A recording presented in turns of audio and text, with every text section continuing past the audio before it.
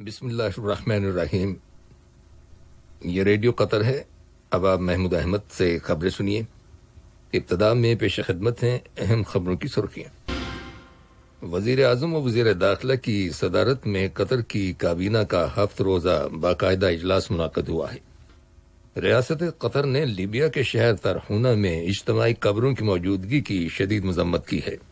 وزارت صحت نے اعلان کیا ہے کہ ملک کے اندر گزشتہ 24 گھنٹوں کے دوران مزید 1470 مریضوں کے شفا یاب ہو جانے کے بعد صحت یاب ہونے والے افراد کی مجموعی تعداد اب 63,642 ہو گئی ہے۔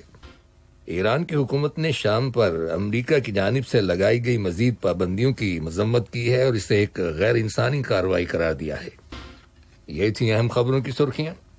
لیجیے اب آپ تفصیل سے خبریں سنیے۔ وزیر اعظم و وزیر داخلہ شیخ خالد بن خلیفہ بن عبدالعزیز آل ثانی کی صدارت میں قطر کی کابینہ کا 7 روزہ باقاعدہ اجلاس منعقد ہوا۔ ویڈیو کمیونیکیشن ٹیکنالوجی کے ذریعے منعقد کیے گئے اس اجلاس میں وزیر صحت نے ملک کے اندر کرونا وائرس کے پھیلاؤ کو روکنے سے متعلق تدابیر اور اس کی تازہ ترین صورتحال سے کابینہ کو آگاہ کیا۔ اس کے علاوہ انہوں نے وائرس کے سبب عائد کی گئی پابندیوں کے آہستہ آہستہ اٹھائے جانے کے پلان کے پہلے مرحلے پر عمل درآمد کے بارے میں بھی کابینہ کو تفصیلات سے آگاہ کیا۔ بعد میں کابینہ نے اجلاس کے ایجنڈے میں شامل دیگر موضوعات پر بحث مکمل کی اور ان کے بارے میں مناسب فیصلے صادر کیے۔ کابینہ نے قطر کی وزارت خارجہ اور اقوام متحدہ کے انسانی امور میں ہم آہنگی سے متعلق آفس OCHA اور یونائیٹڈ نیشنز ڈیولپمنٹ پروگرام اقوام متحدہ کے ترقیاتی پروگرام UNDP کے درمیان لیٹرز آف انٹینٹ کی منظوری دی۔ وزارت ادارتی ترقی، محنت اور سماجی امور نے ویڈیو کانفرنس کے ذریعے ایک سیمینار میں شرکت کی ہے جس کا اہتمام یورپی بزنس کونسلوں کے پریزیڈنٹس اور ممبران اور قطر کے ایوان صنعت و تجارت نے کیا۔ اس سیمینار کا عنوان تھا قطر کی تازہ ترین پیش رفت، اصلاحات اور اقدامات اور غیر ملکی ورکرز پر کرونا وائرس کے اثرات کو کم کرنے کے حکومت قطر کے اقدامات۔ ریاست قطر نے لیبیا کے شہر طرحونہ میں اجتماعی قبروں کی موجودگی کی شدید مذمت کی ہے۔ حکومت کی جانب سے ایک بیان میں کہا گیا ہے کہ لیبیا کے اندر کچھ گروپ قتل و غارت کے لیے کالعدم ملیشیا فورس کا استعمال کرتے ہوئے لیبیا کے عوام کے خون کے تقدس کی بے حرمتی اور ان کے ڈیسنٹ زندگی گزارنے کے حقوق کو پامال کر رہے ہیں۔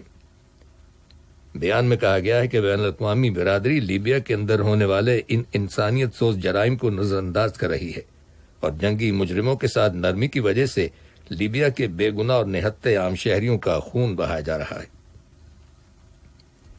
دنی اسنا ترکی کے وزیر خارجہ میولت کاوسوغلو، وزیر مالیات بیرات البیرپاک، صدارتی ترجمان ابراہیم کالن اور قومی انٹیلیجنس بیورو کے نگران حقان فیدان نے کل لیبیا کا دورہ کیا، جہاں اس وفد کی ملاقات اقوام متحدہ کی تسلیم شدہ لیبیا کی حکومت کے وزیر اعظم فیض السراج سے ہوئی، جس میں لیبیا کے اندر جنگ بندی سے متعلق کوششوں اور وہاں کے بحران کا سیاسی حل تلاش کرنے سے متعلق معاملات زیر بحث آئے۔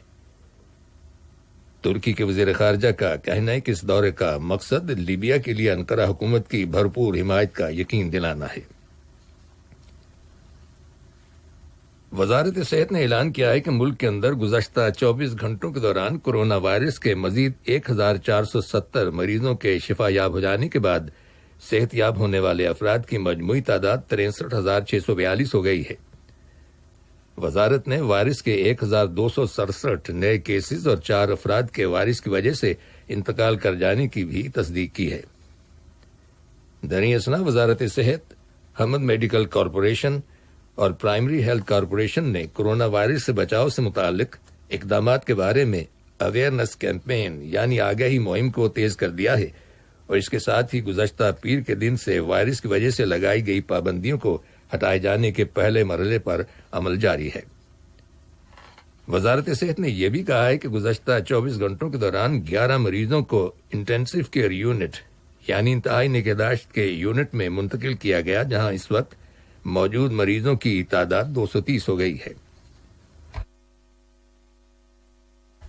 یہ خبریں ریڈیو قطر سے نشر کی جا رہی ہیں۔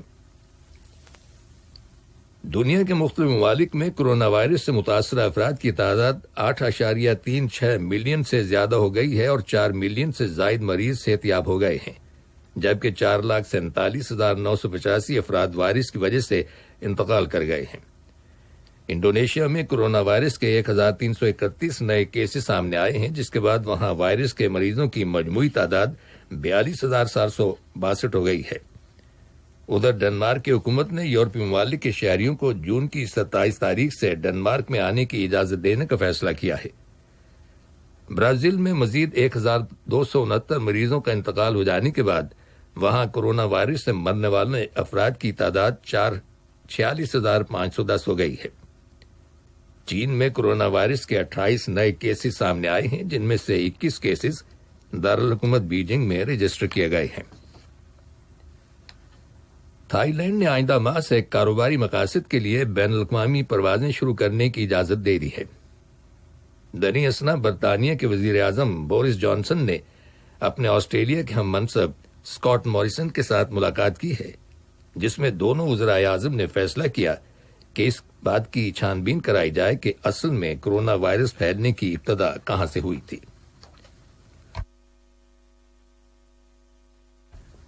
خبر ملی ہے کہ اردن کے وزیر خارجہ ایمن الصفادی نے مقبوضہ مغربی کنارے کا دورہ کیا ہے، جس کا پہلے سے اعلان نہیں کیا گیا تھا۔ انہوں نے فلسطین کے صدر محمود عباس سے ملاقات کی اور انہیں اردن کے فرما روا شاہ عبداللہ دوم کا پیغام پہنچایا، جس میں مقبوضہ فلسطینی علاقوں کو اسرائیل میں ضم کرنے کے اسرائیلی حکومت کے فیصلے کی مذمت کی گئی ہے۔ ایک اور خبر کے مطابق اسرائیل کے وزیر دفاع نے کہا ہے کہ وہ ان مقبوضہ علاقوں کو اسرائیل میں شامل کرنے کی مخالفت کریں گے جہاں فلسطینیوں کی اکثریت ہے۔ اقوام متحدہ کی جنرل اسمبلی کا کل جو اجلاس منعقد ہوا تھا، اس میں سلامتی کونسل کی 5 نشستوں کے لیے 7 ممالک کے درمیان مقابلہ ہوا، جس کے بعد جنرل اسمبلی نے میکسیکو، ناروے اور لینڈ اور بھارت کو 2 سال کی مدت کے لیے سلامتی کونسل کا غیر مستقل ممبر منتخب کر لیا ہے۔ واضح ہے کہ سلامتی کونسل میں با اختیار مستقل ممبران کی تعداد 5 ہے، جن کے پاس حق تنسیق ہے، یعنی کسی بھی فیصلے کو ویٹو کرنے کی طاقت ہے۔ چین سلامتی کونسل کا مستقل ممبر ملک ہے۔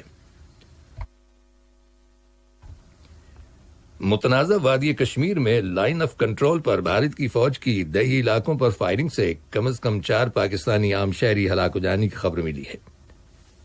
دریں اثنا بھارت میں آج ان 20 فوجیوں کی آخری رسوم ادا کی گئیں جو پڑوسی ملک چین کے فوجیوں کے ساتھ دست بدست لڑائی میں مارے گئے تھے۔ یہ لڑائی دونوں ملکوں کے متنازع پہاڑی سرحدی علاقے میں ہوئی تھی۔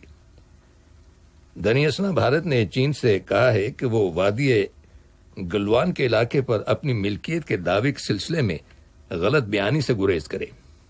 تاہم دونوں ممالک ہمالیہ کے دامن میں واقع اس خطے میں آپس کی کشیدگی کو دور کرنے کے لیے کوشاں ہیں، جہاں ان کی فوجوں کے درمیان شدید جھڑپیں ہوئی ہیں۔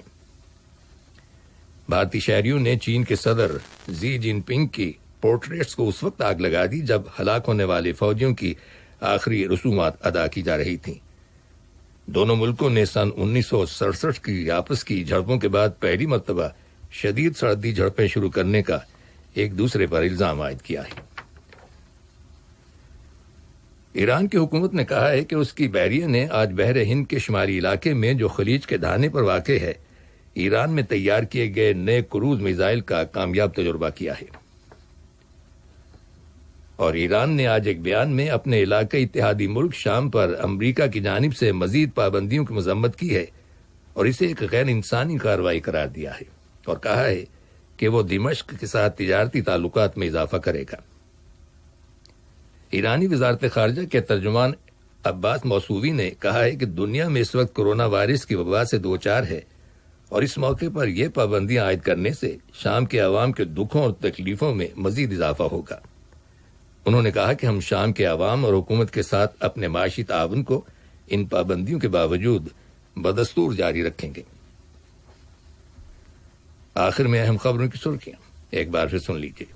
وزیر اعظم و وزیر داخلہ کی صدارت میں قطر کی کابینہ کا 7 روزہ باقاعدہ اجلاس منعقد ہوا ہے۔ ریاست قطر نے لیبیا کے شہر ترہونہ میں اجتماعی قبروں کی موجودگی کی شدید مذمت کی ہے۔